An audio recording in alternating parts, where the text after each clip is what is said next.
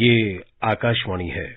कोविड-19 विशेष कार्यक्रम के अंतर्गत प्रस्तुत है कोरोना वायरस संक्रमण की वर्तमान स्थिति पर चर्चा, जिसे प्रस्तुत कर रहे हैं आकाशवाणी संवाददाता नवीन सक्सेना। इस कार्यक्रम में आमंत्रित स्वास्थ्य विशेषज्ञ हैं रायपुर के Pandit Jawaharlal Nehru memorial medical college की associate professor doctor OP Sundarani. नमस्कार। कोरोना जागरूकता श्रृंखला के अंतर्गत आप सबका बहुत बहुत स्वागत। दोस्तों, भारत में कोरोना वैक्सीनेशन ड्राइव दूसरे चरण में पहुंच चुकी है, यानी दूसरे डोज की तैयारियां हो चुकी है और कई जगह दूसरा डोज लगाया भी जा रहा है। देश भर में हजारों केंद्रों में कोवैक्सीन और कोविशील्ड के टीके लगाए जा रहे हैं और सरकार का पहला जो लक्ष्य है वो है 3 करोड़ फ्रंटलाइन वर्कर्स को वैक्सीन लगाना। इनमें हेल्थ वर्कर्स, सफाई कर्मचारी, सेना और डिजास्टर मैनेजमेंट वॉलंटियर्स शामिल हैं। शुरुआत में हर केंद्र पर रोजाना 100 लोगों को टीके लगाने की क्षमता है, लगाए जाएंगे। आम लोगों का नंबर आने में अभी थोड़ा और वक्त लगेगा, लेकिन इस बीच वैक्सीन को लेकर, कोरोना को लेकर मन में कई सवाल हैं, कई उलझनें हैं और हम यहां रोजाना 9:30 पर किसी न किसी एक स्वास्थ्य विशेषज्ञ से बातचीत करते हैं जो आपकी उलझनों को, आपके सवालों को और आपकी जिज्ञासाओं को शांत करता है। आज आपके सवालों का जवाब देने के लिए हमारे साथ मौजूद हैं रायपुर के Pandit Jawaharlal Nehru memorial medical college के associate professor doctor Sundarani. Doctor Sundarani, कार्यक्रम में आपका स्वागत है। Thank you. श्रोताओं, अब आपकी फोन कॉल्स का हमें इंतजार है। आपकी कोई जिज्ञासा, कोई प्रश्न, कोई सवाल है तो आप फोन कर सकते हैं। टोल फ्री नंबर है 1800-115767। इसके अलावा आप 23314444 पर भी सवाल पूछ सकते हैं। डॉक्टर साहब, कोरोना की एक लहर जो थी वो थम चुकी है और अब ऐसा लग रहा है कि शायद कहीं न कहीं दूसरी लहर आने की तैयारी में है। अगर हम देश के 5 राज्यों की बात करें तो वहां पे कोरोना के केसेस बढ़ते जा रहे हैं, बावजूद उसके कि पहला वैक्सीनेशन का जो चरण है वो हो चुका है, काफी लोगों को टीके लग चुके हैं। ऐसा क्यों हो रहा है डॉक्टर? सर देखिए, वैक्सीनेशन एक डोज के बाद इम्यूनिटी आ जाएगी ऐसा नहीं है जी।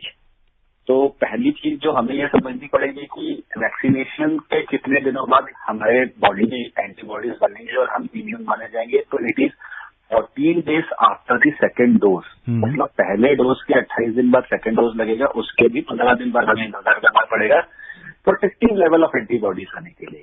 एक लेवल अटेन करने के लिए 15 दिन लगेंगे। तो वो अभी समय जरा दूर है। दूसरी चीज जो हम बात करते हैं हर्ड इम्यूनिटी की मतलब कि अब ये वायरस ज्यादा नुकसान नहीं करेगा लोगों को, ज्यादा लोगों में संक्रमण नहीं करेगा, उसे हम कहते हैं हर्ड इम्यूनिटी। मतलब हमारा एक मैक्सिमम पॉपुलेशन इम्यूनाइज हो चुका हो। हर्ड इम्यूनिटी करने के लिए जो स्टडीज है और पुराने एक्सपीरियंसेस है, उसमें ये माना गया कि जब तक आपकी 70% पॉपुलेशन, 70% पॉपुलेशन में प्रोटेक्टिव लेवल ऑफ एंटीबॉडीज नहीं आ जाती। मैं बार बार स्ट्रेस कर रहा हूँ प्रोटेक्टिव लेवल्स का मतलब है कि antibody, though we still don't know the titre से मतलब कि कितना क्वांटिटी में एंटीबॉडीज होगी, एक मेजर होता है जो जिसको हम प्रोटेक्टिव लेवल कर सकते हैं, but it should be with a significant level. तो वो 70% पॉपुलेशन में जब तक प्रोटेक्टिव लेवल ऑफ एंटीबॉडीज नहीं आ जाती तब तक हम ये नहीं बोल सकते कि हर्ड इम्यूनिटी आ गई है।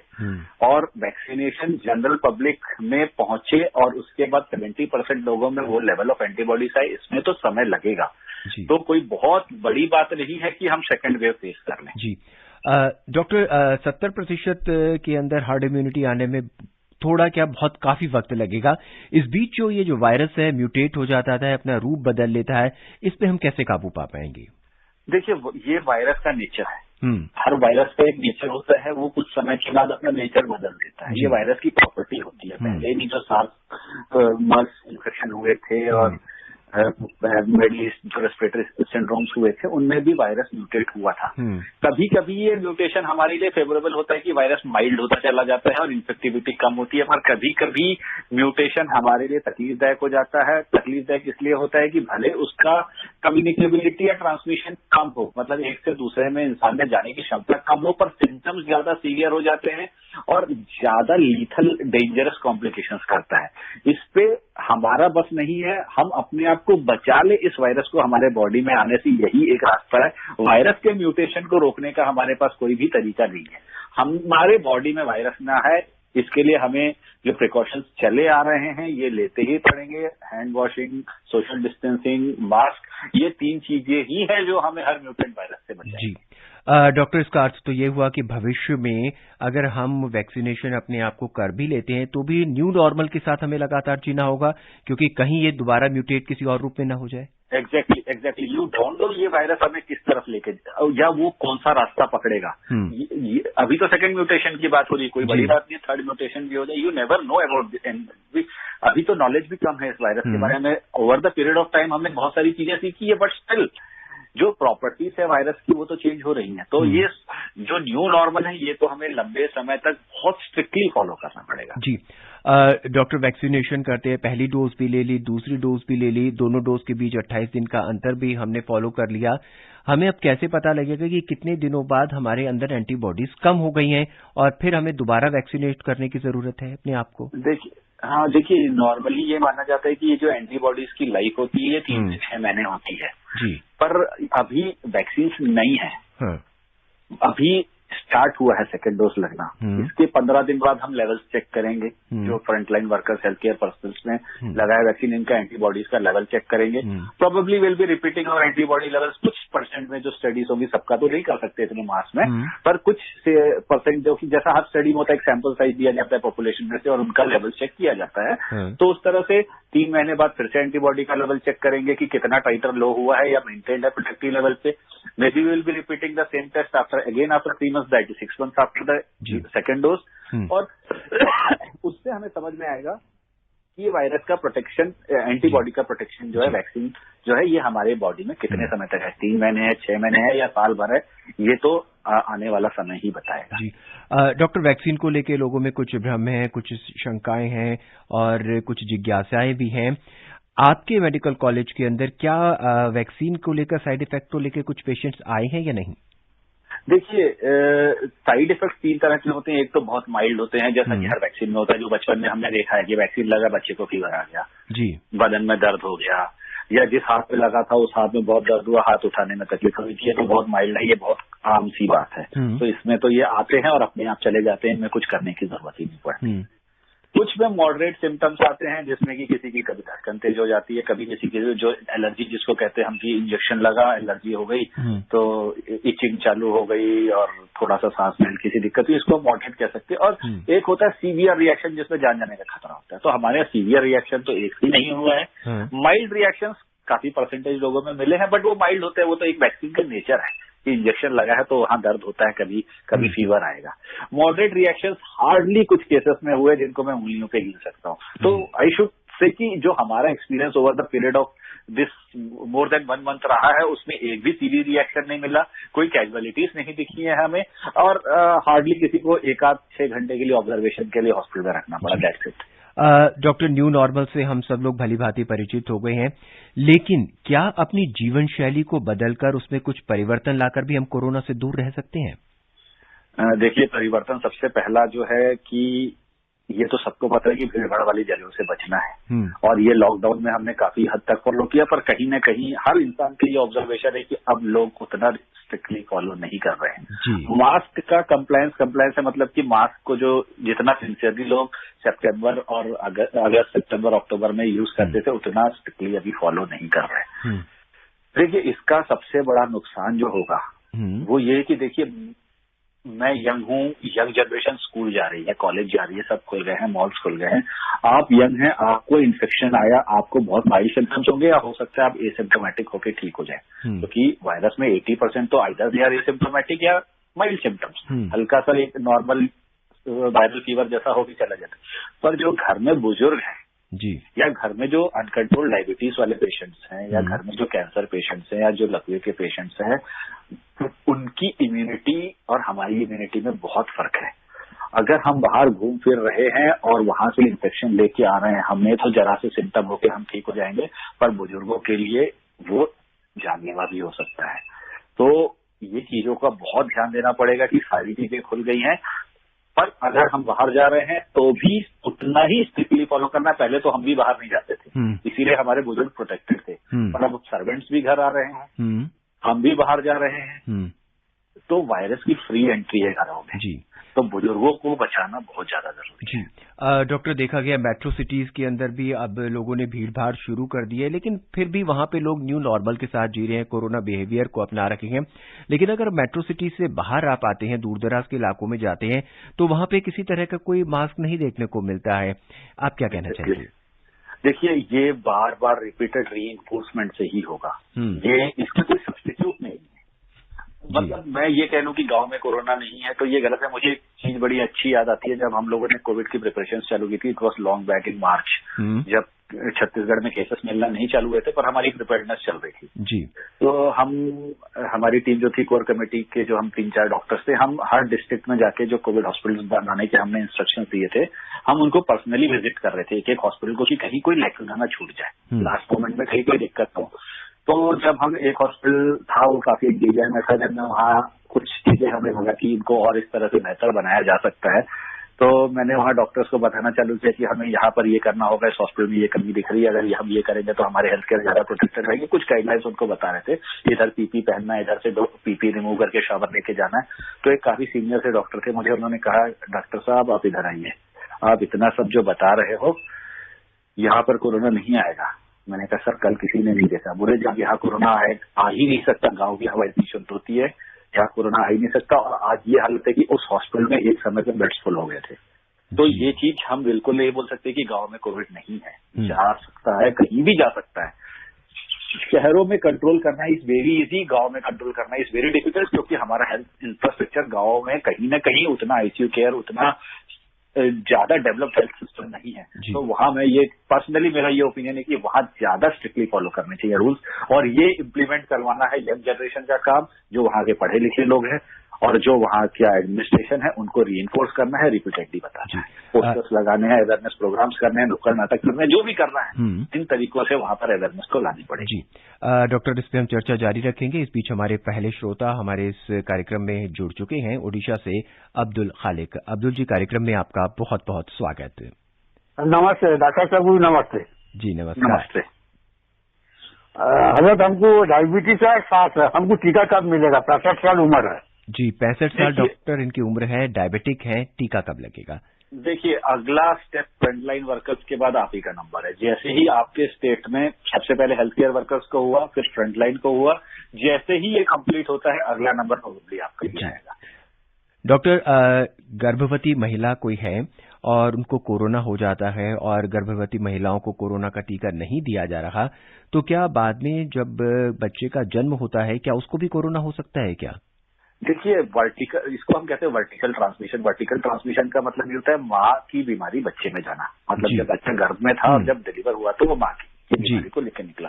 तो जितनी स्टडीज अभी तक आई है, इसमें वर्टिकल ट्रांसमिशन बहुत कम, इनफैक्ट न के बराबर है।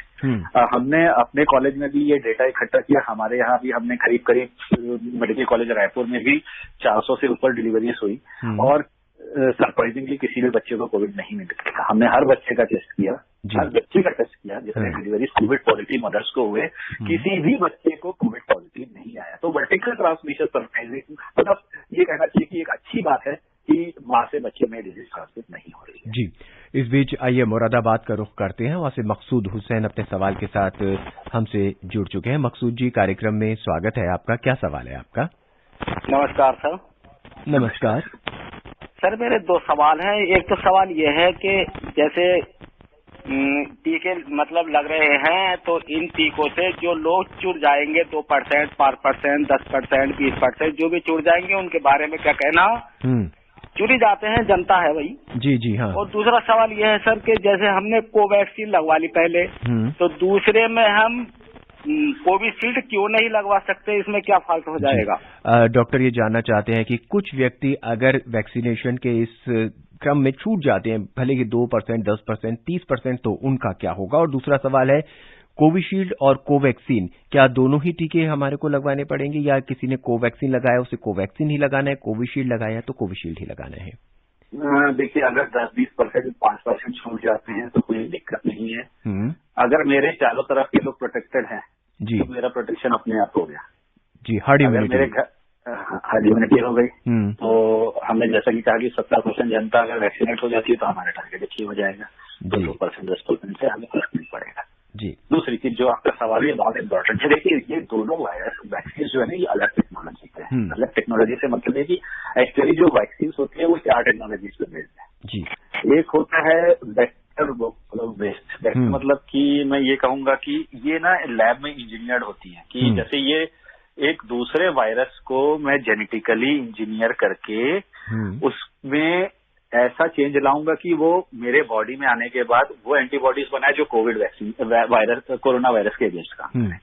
तो ये हो गया हमारा कोविशील्ड जी। कोवैक्सीन जो है इसमें कोरोना के ही डेड वायरस को मेरे बॉडी में डाला जाएगा, कोरोना के डेड वायरस को मेरे बॉडी में डाला जाएगा, या बहुत माइल्ड वायरस को डेड या बहुत इनएक्टिवेट कर दिया जाए, उसको बहुत कमजोर कर दिया जाएगा, इतना कमजोर कर दिया जाएगा कि वो मुझे बहुत ज्यादा नुकसान नहीं पहुंचाए पर एक माइल्ड सा कोविड इन्फेक्शन देगा और मेरे बॉडी में उसके प्रतिरोधक शक्ति बनेगी, एंटीबॉडीज बनेगी। तो दोनों टेक्नोलॉजीज अलग अलग है, तो दोनों को हम मिक्स नहीं कर सकते। देखिए पहला डोज आपके बॉडी को सेंसिटाइज करता है कि हाँ ये इन्फेक्शन हुआ, अब ये एंटीबॉडीज बनना चालू है। दूसरा बूस्टर का काम करता है, वो आपके बॉडी में एंटीबॉडीज का लेवल बढ़ाता है, क्योंकि दोनों का टेक्नोलॉजी अलग अलग है, तो आपका प्रिंसिपल अलग अलग है, तो आप एक दूसरे से इंटरचेंज नहीं कर सकते। डॉक्टर साहब भविष्य में क्या ऐसा संभव हो सकता है कि केवल एक ही टीका लगाया जाए, वही बूस्टर का भी काम करे और वही प्राथमिक डोज का भी काम करे? देखिए रिसर्च उस पर भी चल रहा है।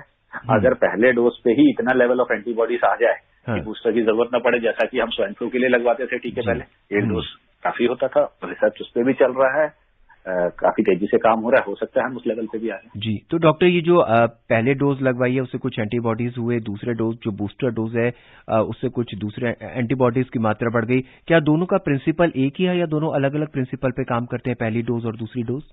नहीं, प्रिंसिपल सेम है दोनों। देखिए पहला में मतलब मुझे एक जरा सा छोटा सा इन्फेक्शन दिया, जैसे कि कोवैक्सीन की बात करें तो एक डेड वायरस या इनएक्टिवेटेड माइल्ड वायरस मेरे बॉडी में डाला, तो मेरे बॉडी ने उसको सेंस किया कि मेरे बॉडी एक फॉरेन पार्टिकल बॉडी में आया है जिसको हम एंटीजन कहते हैं। अब मेरी बॉडी का मैकेनिज्म उसको मारने के लिए एंटीबॉडीज बनाया, किल करने के लिए। क्योंकि वो इनएक्टिवेटेड वायरस था तो डेफिनेटली एंटीबॉडी का लेवल उतना नहीं बनेगा। हाँ अगर एक्चुअल कोविड इन्फेक्शन हुआ होता मुझे सीवियर तो एंटीबॉडी टाइटर बढ़ जाता है, पर ये तो माइल्ड इन्फेक्शन था तो जरा सा एंटीबॉडी बना। दूसरा बूस्टर का डोज वो क्या करेगा, जो एंटीबॉडीज बनी थी उनको याद दिला, उनको पता है कि ये पहले इन्फेक्शन आया था तो ये एंटीबॉडी बनी थी, अब मेरे बॉडी को पता है कि ये पहले इसका अटैक हुआ था तो ये एंटीबॉडी बनानी होती है। दूसरा जैसे ही डोज आएगा वो एंटीबॉडी अपने आप में मल्टीप्लाई कर जाएंगे और लेवल को एकदम बढ़ा देंगे। जी तो जी डॉक्टर, इससे हम आगे चर्चा करेंगे। इस बीच हमारे एक श्रोता इंतजार कर रहे हैं बड़ौत से, महेश शर्मा। महेश जी कार्यक्रम में आपका स्वागत है। नमस्कार जी। जी नमस्कार, क्या सवाल है आपका? सवाल है जी, कहीं कहीं पर कोरोना बहुत जोर पकड़ रहा है, इसमें क्या हमारी लापरवाही है या कोरोना ने फिर जोर पकड़ लिया है? डॉक्टर साहब ये जानना चाहते हैं कि कोरोना बढ़ क्यों रहा है अब दोबारा? देखिए कहीं ना कहीं मैं इस पे अपने आप को ही दोषी मानूंगा। वायरस का तो नेचर है, एक इंसान से दूसरे, दूसरे से 4, 4 से 8, 8 से 16, ये तो वायरस का नेचर है जी। अगर हमें बचना है तो हमें सोशल डिस्टेंसिंग, मास्क, सैनिटाइजेशन, सारे प्रिकॉशंस लेने होंगे। जब तक हम ये प्रिकॉशंस को स्ट्रिक्टली फॉलो नहीं करेंगे, मीन्स देखिए 2 ही चीजें हमें बचा सकती है, एक तो हर्ड इम्यूनिटी आ जाए या वायरस अपने आप में इतना माइल्ड हो जाए कि अब वो किसी काम का ना बचे, एक दिन की सर्दी करके चला जाए। जब तक ये दोनों चीजें नहीं हो रही, new normal and new normal जी, तो अगर मेरे शहर में वायरस फैल रहा है तो कहीं ना कहीं मेरी लापरवाही है। आइए अब अपने अगले श्रोता का सवाल सुनते हैं, उनकी जिज्ञासा सुनते हैं। बाड़मेर से राम सिंह हमसे जुड़ चुके हैं। राम सिंह जी कार्यक्रम में आपका बहुत बहुत स्वागत है। जी सर नमस्कार। नमस्कार सर जी, मैं ब्रह्मदत्त बोल रहा हूँ मंगोलपुरी इलाके से। जी कहिए ब्रह्मदत्त जी, कहिए। सर जी आपको, डॉक्टर साहब को सादर प्रणाम।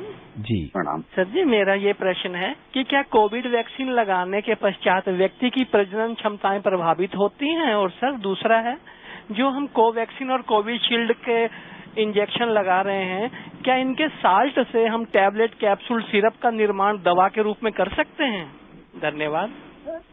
देखिए प्रजनन क्षमता कम होगी ऐसा कहीं पर भी नहीं है, ठीक है, ये बिल्कुल सेफ है, तो इसमें तो बियॉन्ड एनी डाउट कोई कंफ्यूजन नहीं है। दूसरी बात रही कि टैबलेट्स फॉर ट्रीटमेंट, देखिए जो ट्रीटमेंट के लिए हम टैबलेट्स देते हैं वो एंटीवायरल ड्रग होती है, वो वायरस को मारती है, ठीक है। और वैक्सीन जो होता है वो वायरस के अगेंस्ट एंटीबॉडीज बनाता है, तो इनकी टैबलेट्स नहीं बन सकती। टैबलेट जो होती है वो एंटीवायरल ड्रग्स की होती है, जो कुछ अभी मार्केट में अवेलेबल है, कुछ इंजेक्शन भी हैं, वो वायरस को मारने का काम करती है। वायरस आया उसको, जैसे एंटीबायोटिक, सिंपल, बुखार आता है एंटीबायोटिक्स खाते हैं, बैक्टीरियल इन्फेक्शन होता है तो उसके लिए एंटीबायोटिक्स खाते हैं, तो वायरस के लिए वैसे एंटीवायरल की टैबलेट्स होती है, वैक्सीन की टैबलेट्स नहीं बनती। जी, हमारे अगले श्रोता राम सिंह बाड़मेर से। राम सिंह जी, स्वागत है आपका। Hello sir. हेलो जी, क्या सवाल है आपका? नमस्कार सर। नमस्कार। मेरा ये सवाल है कि ये कोविड ना वैक्सीन लगेगा तब गर्मी पड़ रही है, गर्मी में कोई नुकसान तो नहीं होगा? डॉक्टर नहीं, बिल्कुल नुकसान नहीं होगा, गर्मी में आप निश्चिंत रहिए, ठीक है। इसका जो और सबसे अच्छी बात है कि ये वायरस का वैक्सीन का स्टोरेज भी 2 to 8 डिग्री है, तो उतना टेम्परेचर भी मेंटेन हो जाता है, तो वायरस वैक्सीन को भी खराब होने का डर नहीं है और गर्मी से वैक्सीनेशन जी।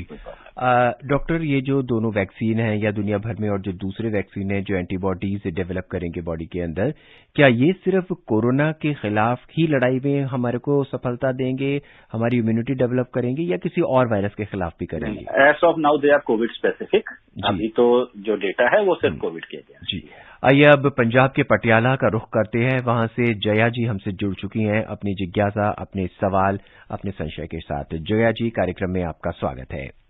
हाँ जी, थैंक यू नवीन सर। नमस्कार जी। नमस्कार डॉक्टर साहब जी। नमस्कार मैडम। हाँ जी सर, मेरा क्वेश्चन ये है कि जिन पेशेंट्स को ऑलरेडी कोविड हो चुका है उनमें तो एंटीबॉडीज डेवलप हो गई हैं, तो उन्हें वैक्सीनेशन उनके लिए जरूरी है? मैडम देखिए, मैंने ना एक चीज शुरू में कही कि प्रोटेक्टिव लेवल, न्यूट्रलाइजिंग एंटीबॉडीज बोलते हैं। अगर मैं ज्यादा साइंटिफिक वर्ड्स में जाऊँ तो न्यूट्रलाइजिंग एंटीबॉडीज, न्यूट्रलाइजिंग एंटीबॉडी मतलब जो एंटीजन आया उसको न्यूट्रलाइज कर दे मेरी एंटीबॉडी। हाँ जी। तो एंटीबॉडीज हर इंसान में कोविड के बाद बनी, ये जरूरी नहीं है। अगर मुझे बहुत माइल्ड इन्फेक्शन हुआ है, बहुत ही माइल्ड हुआ है, तो जरूरी नहीं है कि मेरे बॉडी में एंटीबॉडीज बनी हो, और बनी हो तो वो प्रोटेक्टिव लेवल तक गई हो। बहुत सीवियर इन्फेक्शन हुआ तो एग्रीड, यस, एंटीबॉडीज बनी होंगी और अच्छे लेवल की बनी होंगी। इसीलिए ये कहा गया है कि जिनको कोविड हुआ है, उनको रिकवरी के पूरा ठीक होने के भी 4 से 6 हफ्ते के बाद वैक्सीनेशन होना है। राइट। उसके, है ना, इसीलिए ये कहा गया है। जी। डॉक्टर, कोविड हुआ, रिकवर हो गए, 4 से 6 हफ्ते के बाद फिर खांसी जुकाम होना शुरू हो गया, गला खराब होना शुरू हो गया, क्या ये भी कोविड के सिम्टम्स हो सकते हैं? क्या हो सकते हैं, बिल्कुल हो सकते हैं। देखिए, अभी हमें ये नहीं पता कि रीइंफेक्शन, इस पे भी स्टडीज चल रही है, but yes there are few cases of reinfection, क्योंकि अपनी यही चीज है कि एंटीबॉडी की लाइफ 3 महीने है। जी। और वो भी प्रोटेक्टिव एंटीबॉडीज, न्यूट्रलाइजिंग एंटीबॉडीज। अगर मुझे बहुत माइल्ड इन्फेक्शन पहले हुआ था तो एंटीबॉडीज का टाइटर उतना गया ही नहीं था, हो सकता है। There is quite a possibility कि दोबारा मुझे इन्फेक्शन हो और मैं वापस इन्फेक्ट हो जाऊं। आइए अब मध्य प्रदेश के वसंत जी को सुनते हैं कि उनका क्या सवाल है। वसंत जी, कार्यक्रम में आपका बहुत बहुत स्वागत। सर नमस्कार। नमस्कार, क्या जानना चाहते हैं वसंत जी? सर, मैं सगोरिया स्कूल घाटी, जिला मंदसौर, मध्य प्रदेश से बसंतीलाल सूर्यवंशी बोल रहा था। सर डॉक्टर साहब, मेरा 2 प्रश्न है एक्चुअली, तो मैं बताना चाहूंगा। जैसे पहला प्रश्न है, तो वैक्सीन बनी तो टेबलेट कब तक बन जाएगा, और मास्क लगाना जरूरी हो गया क्या? और वो मतलब आजकल भीड़ भड़का ज्यादा है तो लोग मास्क नहीं लगाते, तो इससे ज्यादा बीमारी फैल सकती है क्या, कोरोना वायरस? जी डॉक्टर, देखिए, कोरोना के अगेंस्ट तो सबसे कारगर चीज है वो है मास्क। तो मास्क तो छोड़ना ही नहीं है। मास्क छूटा मतलब दुर्घटना घटी।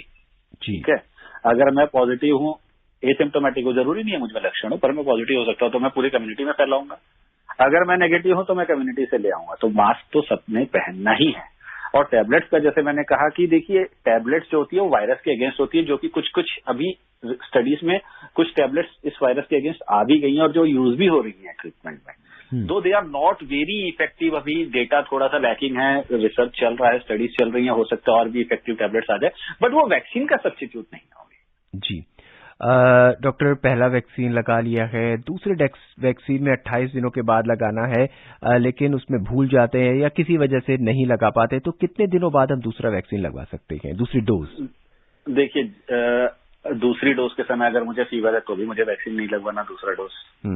तो उस प्रोसेस में डिले, मैं कहीं बाहर हूँ और उस जगह पे मेरा नाम नहीं है तो भी डिले हो सकता है। नो हार्म, आप जितना जल्दी आप फिट हो जाए या जितनी जल्दी आप लगवा सकते हैं आप लगवा सकते हैं।